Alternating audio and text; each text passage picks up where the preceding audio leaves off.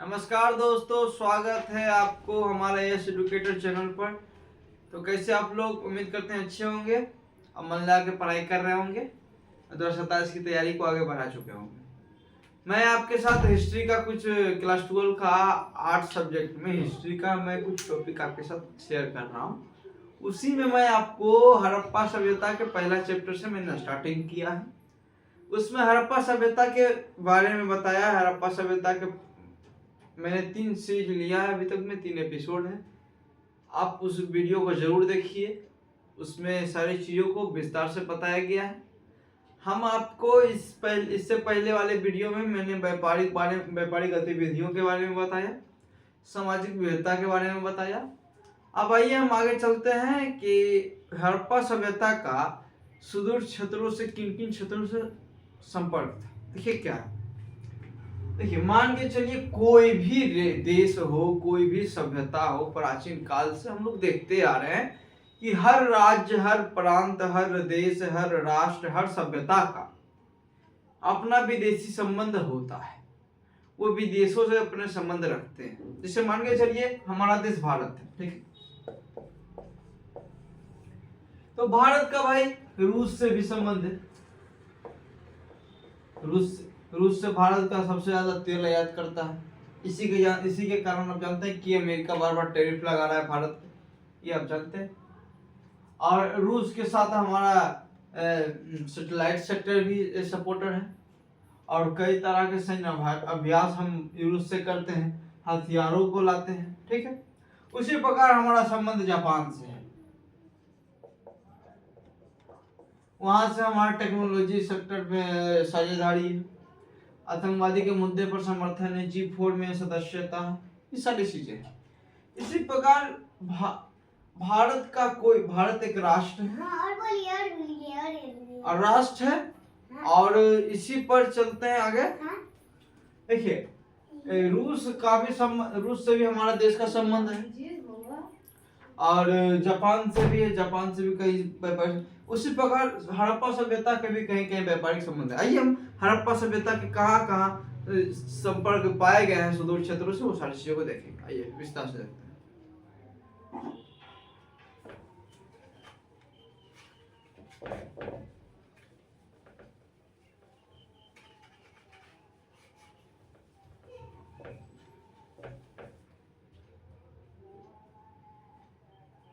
देखिए सुदूर क्षेत्रों से संपर्क,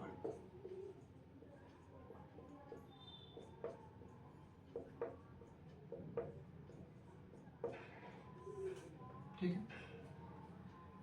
देखिए हड़प्पा सभ्यता जानते हैं कि एक नगरीय सभ्यता थी, ठीक है। और अभी भी जानते हैं कि इसका कई देशों सुदूर क्षेत्रों से व्यापारिक संबंध रहा है, आर्थिक स्थिति, ठीक है। हड़प्पा सभ्यता में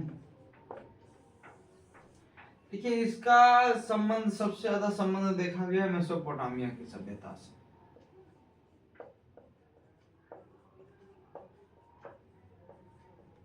ठीक है, मेसोपोटामिया की सभ्यता आप जानते हैं कि एक ग्रामीण सभ्यता थी, ये नगरीय सभ्यता नहीं थी। आप इसको 11th में पढ़ चुके हैं, ठीक है। 11th हिस्ट्री का पहला चैप्टर ही मेसोपोटामिया की सभ्यता है, ठीक है। आप इसको पढ़ चुके हैं। हड़प्पा सभ्यता मेसोपोटामिया की सभ्यता से अच्छे व्यापारिक संबंध भी रहे हैं और सांस्कृतिक संबंध भी रहे हैं, ठीक है। मेसोपोटामिया की कुछ मोहरें हड़प्पा के मोहनजोदड़ो के क्षेत्र में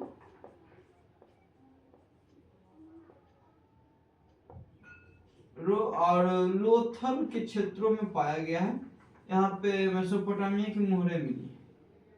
मेसोपोटामिया के साथ शिल्प व्यापार अनेक तरह के व्यापारिक गतिविधियां भी होती थी, ठीक है। और मेसोपोटामिया के लोग हड़प्पा सभ्यता को मेलुआ कहते थे। देखिए मेसोपोटामिया के कई बर्तन हड़प्पा सभ्यता में मिले हैं और हड़प्पा के भी कई उत्पाद एवं शिल्प ये मिले हैं मेसोपोटामिया में। इससे यह याद होता है कि मेसोपोटामिया से मोहनजोदड़ो का अच्छा संपर्क रहा है। और अच्छे व्यापारिक संबंधी शिक्षता, ये दूसरा टॉपिक पे आता है। दूसरे देशों से कहाँ कहाँ और संपर्क किए।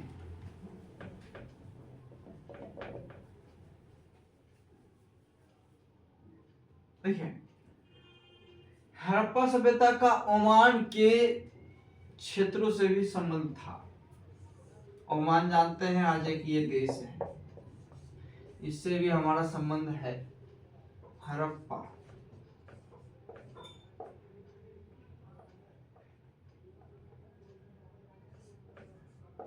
ठीक है।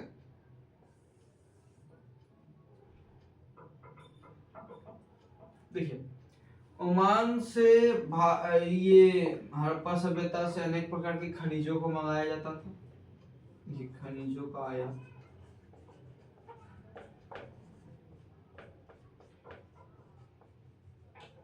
ठीक है।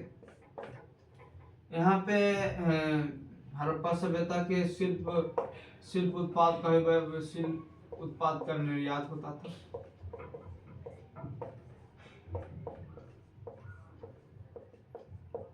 एवं अन्य उत्पादकों का भी व्यापार था दोनों देशों के बीच, ठीक है। ओमान के साथ भी हड़प्पा सभ्यता के अच्छे संबंध रहे। अब कुछ क्षेत्र और हैं, उन क्षेत्रों के बारे में भी जानते हैं कि कहाँ कहाँ संपर्क थे।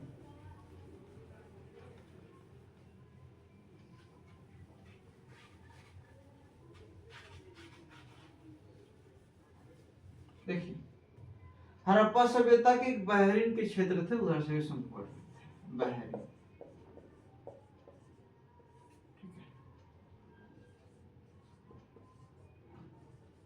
यहाँ से भी व्यापारिक संबंध महत्वपूर्ण थे। यहाँ से अनेक प्रकार के खनिज मंगाए जाते थे। सोना चांदी का भूषण मंगाया, सोना चांदी का धातु मंगाया जाता था। इधर से कृषि उत्पाद निर्यात किया जाता था हड़प्पा सभ्यता से।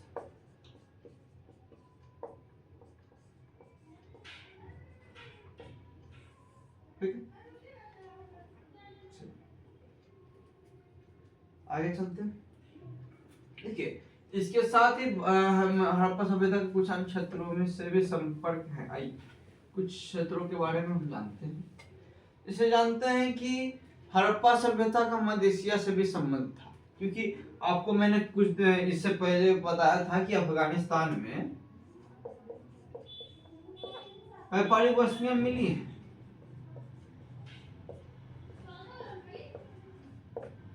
जिससे जो है मध्य एशिया से संबंधित हैं। मध्य एशिया से भी अनेक प्रकार की चीजें मंगाई जाती थी, ठीक है।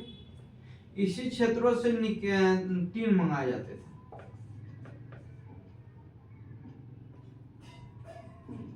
हाँ सॉरी, तांबा मंगाए जाते थे। इस यहाँ के जो तांबा आते थे इधर से, इन क्षेत्रों से, तो उसमें निकल भी प्राप्ति होती थी। उससे भी अनेक प्रकार के वस्तुओं को निर्यात व्यापार किया जाता है, ठीक है। इसके साथ ही भारत हड़प्पा सभ्यता जानते हैं कि भारत के पूर्ण क्षेत्र पर विकसित नहीं था। इसका दक्षिण भारत से भी संबंध था। दक्षिण भारत से भी व्यापार होता था। भारत के उत्तरी भारत में इससे भी होता था, उत्तरी पूर्वी इन क्षेत्रों से भी इनका व्यापार होता था। अच्छा खासा व्यापार होता था।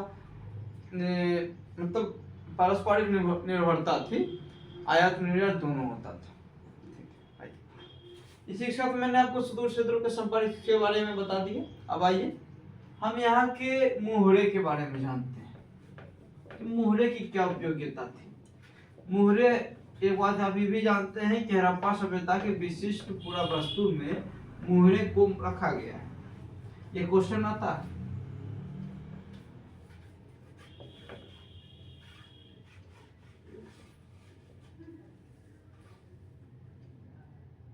मुहरे,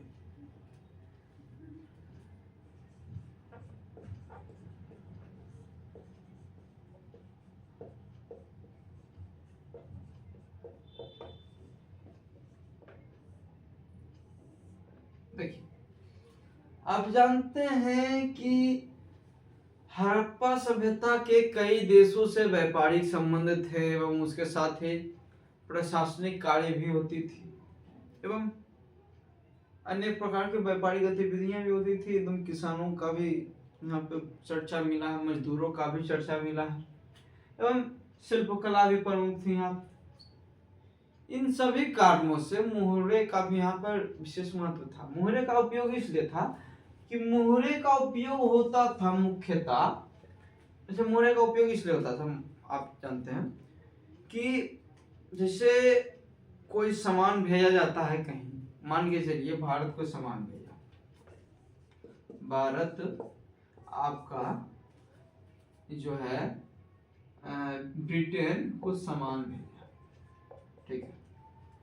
इसमें भारत ने जो सामान भेजी उस पर अपने मुहर भी छाप डाले, इसे मान के चलिए मुहर पे भारत लिखा हुआ है। इससे यह हुआ कि ये सामान जो है जा रही है ब्रिटेन की तरफ, ये तो पता है कि ये भारत का सामान जा रहा है ब्रिटेन। इसमें ब्रिटेन वालों को पता चलेगा भारत ने हमें इतने इतने उत्पाद भेजे हैं और इतना काम मैंने व्यापार किया। इससे पता यही चलता है कि चलिए मतलब सामानों को सुरक्षित स्थान पर पहुंचाना, मतलब आप समझ सकते हैं कि मतलब मुहरे से सत्यापन होता था कि हाँ भाई ये सामान जो है यहाँ से आया है या प्रशासनिक का इन क्षेत्रों में हुआ है, ठीक है। मुहरे मुख्यतः सत्यापन की जांच हेतु महत्वपूर्ण थे, ठीक है। इसके कई प्रकार के उपयोग होते थे, ये उपयोग जानते हैं।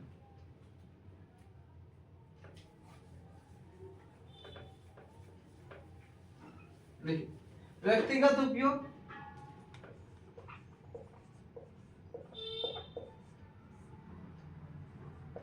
देखिए व्यक्तिगत उपयोग में जैसे दस्तावेज हो गया,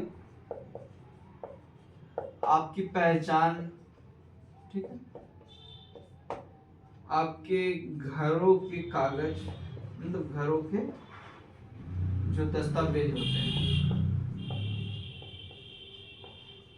इत्यादि, मतलब अनेक प्रकार की चीजें हो सकते हैं, यानी दस्तावेज हो सकता है, आपका पहचान आईडी कार्ड हो सकता है, घरों के दस्तावेज हो सकते हैं। ये हो गया व्यक्तिगत उपयोग में मुहर्रे का उपयोग होता था, क्योंकि आप जानते हैं कि हड़प्पा सभ्यता में आवासीय स्थलें थी, व्यापारिक गतिविधियां भी थी, मजदूर वर्ग भी थे, हर तरह की चीज थे।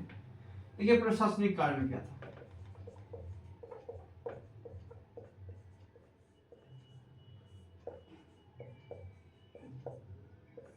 देखिए प्रशासनिक कार्य में आप जानते हैं कि प्रशासनिक कार्य में मुहर्रे का उपयोग इसलिए होता था क्योंकि ये दर्शाया जाता था कि किसके तरफ से जारी किया गया या ऑर्डर, मतलब ऑर्डर जारी, आदेश जारी किया गया, आदेश की स्वीकृति, ठीक है। इसके साथ ही आपका सत्यापन हेतु एवं प्रशासनिक पुष्टि हेतु अनेक प्रकार से उपयोग होता था, ठीक है। देखिए इसका क्या बोल सकते हैं, व्यापारिक कार्य भी था। व्यापारिक कार्य मैंने आपको बताया था, देखिए व्यापारिक कार्य, देखिए व्यापारिक कार्य इसका था कि मतलब आप समझ सकते हैं कि सामान को सुदूर क्षेत्रों तक भेजने के लिए सत्यापन चाहिए था, सामानों को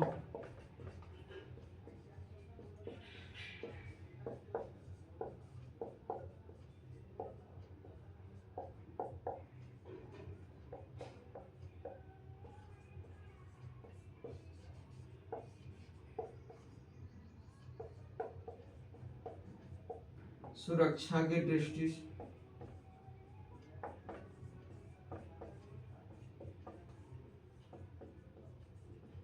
एवं व्यापार में भागीदार व्यापारिक वर्ग का सत्यापन। देखिए, मुहरे का व्यापारिक गतिविधियों में ज्यादा उपयोग देखा गया है, क्योंकि आप जानते हैं मुहरे के द्वारा ही सुदूर क्षेत्रों में सामानों को भेजा जाता था। ठीक है, इसके साथ इनके अन्य बहुत सारे कार्य भी थे, और अंतरा के घरेलू कार्य, धार्मिक कार्य, शिल्प कार्य, आकृतीय कार्य भी होगा। धार्मिक कार्य में चलिए भाई मतलब देवी देवताओं का, या मतलब जो उस समय आप जानते हैं हड़प्पा सभ्यता प्राकृतिक पूजनीय को बढ़ावा देती थी। प्राकृतिक गतिविधियों के बारे में महत्व को दर्शाने के लिए इस मोहरे का उपयोग किया जाता होगा। आकृतीय कार्य यानी शिल्प कार्य।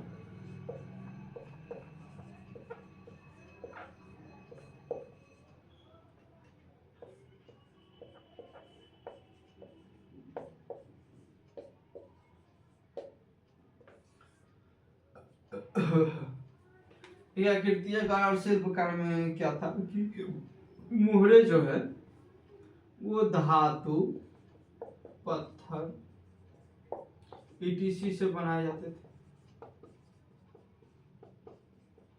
शिल्पकार बनाते थे। इसे शिल्प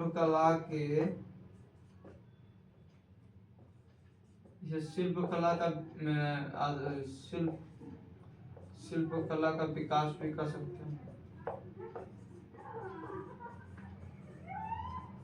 ठीक है, इसी के साथ आपको मैंने मोहरे के बारे में कंप्लीट चीजें बता दी कि मोहरे। आज एक चीज और बताना है, इसे मोहरे मुख्यतः बनाई गई हैं सिलकरी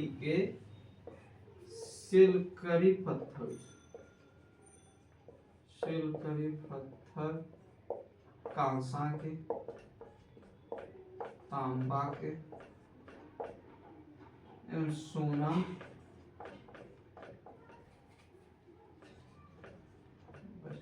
ये सारे उत्पादों से मोहरे का निर्माण किया जाता था। मोहरे हड़प्पा सभ्यता की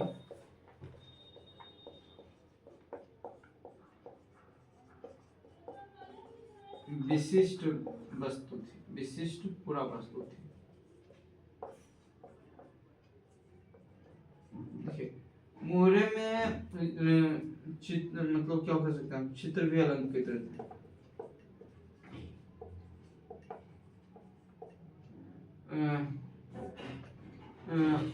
मतलब इसके कार्य करने के उद्देश्य भी, इसके कार्य करने के उद्देश्य की संस्था के बारे में वर्णन।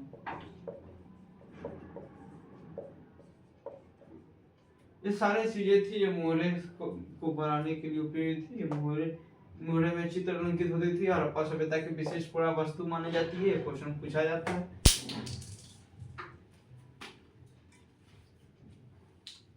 ठीक है, चलिए आपको मोहरे मुद्रांकन भी समझा दिया गया। आइए हम लोग बाट का चर्चा करते हैं, क्योंकि आप जानते हैं कि हड़प्पा सभ्यता में व्यापारिक गतिविधियां थी, तो माप तौल तो व्यापारिक में होता ही है। ये काफी इंपॉर्टेंट चीज हो जाती है। आइए जानते हैं।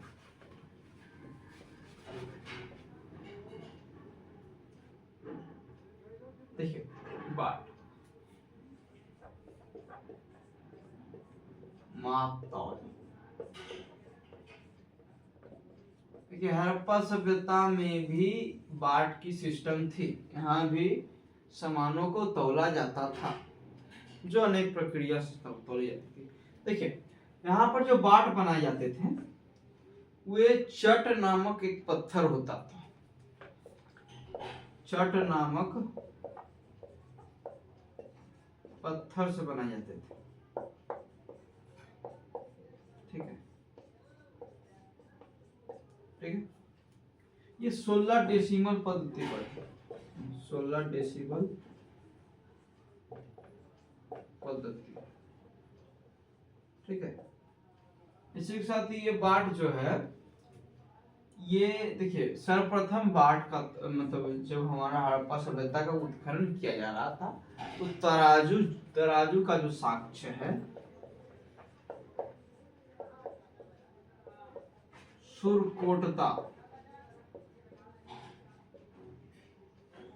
सुरकोट था, यानी जो गुजरात में पाया गया। ठीक है, सर्वप्रथम वहीं से तराजू का साक्ष्य पाया गया। ये चक नामक पत्थर से 16 डेसिमल पद्धति पर बनाए जाते थे। ठीक है, देखिए इसको दो प्रक्रिया के रूप में बाट का उपयोग किया जाता था। इसका निर्धारण था मापतोल का। देखिए एक दो पद्धति थी बाट के उपयोग पद्धतियां। ठीक है, दो पद्धति, एक थी बाइनरी पद्धति,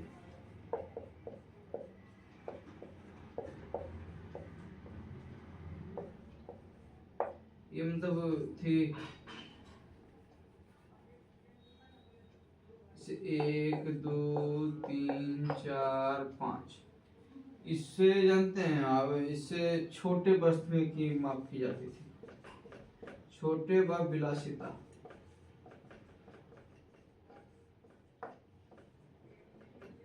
ठीक है, इसमें होता था, इससे ये मापा जाता था सोना हो गया, सोना का आभूषण, सोना चांदी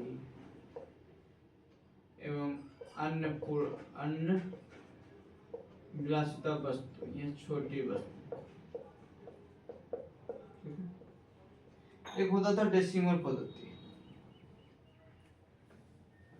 ये आपको बाइनरी पद्धति समझ में आ गया होगा। ये आगे चलते हैं।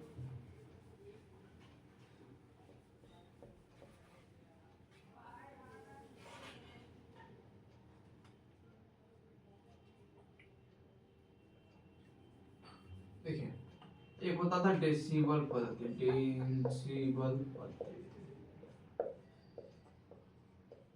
ठीक है, इसमें 1.1 1.5 1.6 वगैरह वगैरह ये सारी चीजें होती थी। इसमें मतलब भारी वस्तुओं को मापा जाता था।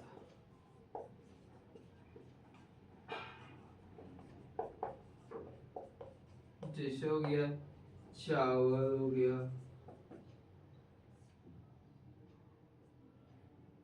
मतलब कुछ पदार्थ हो गए, कठोर पदार्थ, व्यापारिक वस्तुएं,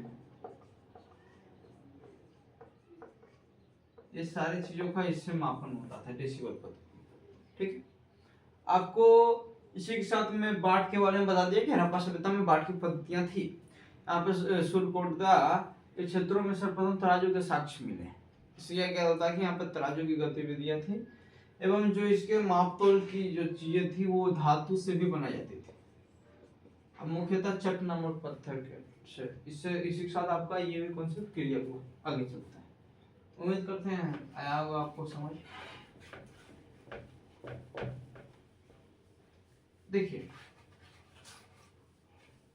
अब हड़प्पा सभ्यता, आप जानते हैं कि हड़प्पा सभ्यता में लिपि को अभी तक पढ़ा नहीं गया है।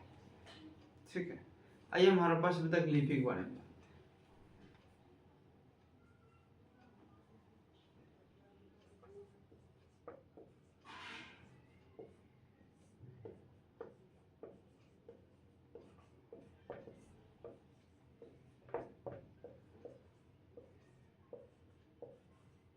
देखिए कोई भी सभ्यता हो, कोई भी संस्कृति हो, वहाँ की भाषा होती है, वहाँ की कुछ लिपियां होती हैं, वहाँ की मातृभाषा होती है, जिसके तहत वो अपना कार्य प्रणाली मतलब वाक शक्ति को अपना कार्य करता है। देखिए अभी भी जानते हैं कि हड़प्पा सभ्यता की लिपि को आज तक पढ़ा ही नहीं गया, तक पढ़ा नहीं जा सका। इसलिए आप कह सकते हैं कि जो हमने इतने सारे जानकारी बताए कि आर्थिक आधार क्या थे, सामाजिक आधार क्या थे या सामाजिक विविधता, ये सब आप कैसे जानते हैं? तो मैं बोलूंगा यहाँ पे कि देखिए आप जानते हैं कि इतिहास को खोजने में दो चीजों का उपयोग होता है। इतिहास का जानकारी दो स्रोतों से हम प्राप्त करते हैं। एक होता है साहित्यिक, एक होता है पुरातात्विक। साहित्यिक में आप जानते हैं भाषा आता है, ग्रंथ आते हैं, पुरावस्तु में जो वस्तुएं प्राप्त होती है उत्खनन के दौरान। ठीक है, ये कॉन्सेप्ट पर कोई भी किसी चीज का भी इतिहास जाना जाता है। तो हड़प्पा सभ्यता का जो भी इतिहास खोजा गया है वह पुरातात्विक आधार पर है। हम साहित्यिक आधार पर आज तक जान ही नहीं सके कि हड़प्पा सभ्यता की क्या गतिविधियां थी। हड़प्पा सभ्यता के बारे में जो भी जानकारी है वो पुरातात्विक है।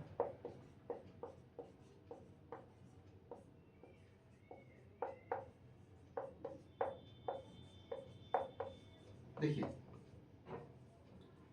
और हड़प्पा सभ्यता की जो लिपि आज तक पढ़ा ही नहीं जा सका क्योंकि वो मतलब चित्रात्मक थी, उसमें वर्णमाला की विशेषताएं नहीं थी। आइए हड़प्पा सभ्यता की लिपि के बारे में जानते हैं। देखिए, हड़प्पा सभ्यता की जो लिपि थी वो बाओस्ट्रोकीडोन नाम की लिपि थी।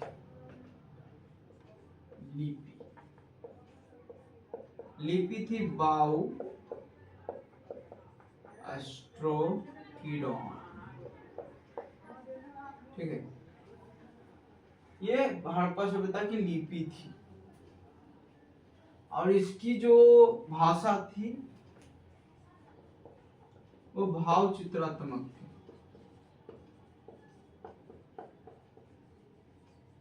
ये वर्णमाला आधारित नहीं थी।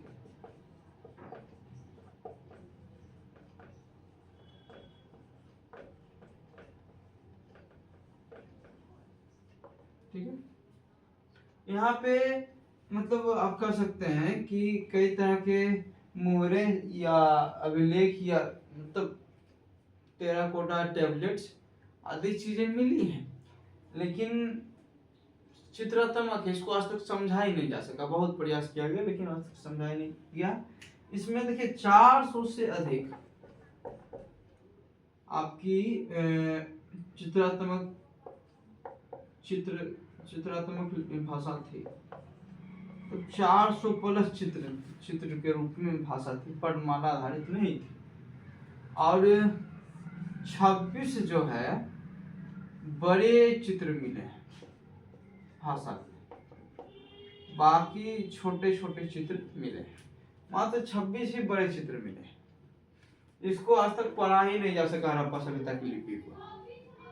ठीक है, और जब हड़प्पा सभ्यता की लिपि को पढ़ा ही नहीं गया है तो हम पुरातात्विक आधार पर जो हमारे साक्ष्य उसके आधार पर हम अध्ययन करते हैं। लेकिन ये भी हो सकता है कि अगर कभी पढ़ा जाए हड़प्पा सभ्यता की लिपि को, जब पढ़ लिया जाए तो हो सकता है जो हम पढ़ा रहे हैं वो कुछ और टॉपिक निकल जाए, तब कुछ और बातें हो जो हम नहीं जानते, जो हमारे इतिहासकार नहीं जान पाए। जहां तक पुरातात्विक आधार पर जो भी अध्ययन है उसके आधार पर हम लोग अध्ययन कर रहे हैं, उस पर हम काम कर रहे हैं, क्योंकि हम लोग लिपि अभी तक पढ़े नहीं। ये हड़प्पा सभ्यता हमारी सबसे प्राचीन नगरीय सभ्यता थी, विश्व की सबसे प्राचीन नगरीय सभ्यता थी। इसकी ऐसा उन्नत व्यवस्था कहीं नहीं देखा गया है, कई स्रोत खोजे गए हैं। ठीक है, इसी के साथ मैंने हड़प्पा सभ्यता की लिपि के बारे में आपको मैंने बता दिया।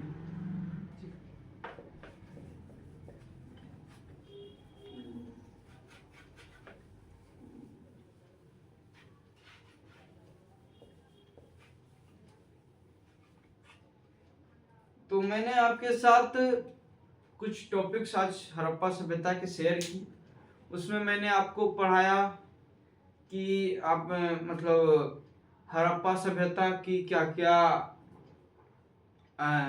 सुदूर क्षेत्रों से संपर्क थी, यहाँ के पाठ प्रणाली के बारे में बताया, यहाँ के मुहरे का क्या महत्व था, इसे क्यों विशिष्ट पुरावस्तु कहा गया, सारी चीजों के बारे में आपके साथ वर्णन किया। इसी एक साथ हड़प्पा सभ्यता की लिपि के बारे में वर्णन किया। इसी के साथ ही मैंने आपको ये सारी चीजें बताई। अब इसके कुछ टॉपिक्स बचे हुए हैं, उसको मैं नेक्स्ट वीडियो में आपके साथ शेयर करूंगा। इसी के साथ ही आज इतना ही होगा। तो नमस्कार। उम्मीद करते हैं कि आपको पसंद आया होगा। अगर पसंद आया होगा ये वीडियो तो आप लाइक सब्सक्राइब जरूर कीजिएगा। और जो भी डाउट होंगे इस टॉपिक्स पे या हमारे जो पहले 3 वीडियो उस वीडियो को देखकर जो भी आपके पास कमेंट है, जो भी आपके पास डाउट है, सारी चीज़ों को आप कमेंट कीजिएगा। मैं आपके कमेंट को देखूंगा, उसके बाद आपके डाउट को क्लियर करूंगा और इसी के साथ ही मैं आपके पढ़ाई में सहयोग करूंगा। और इसी के साथ मैं आज इतना ही। जय हिंद, जय भारत।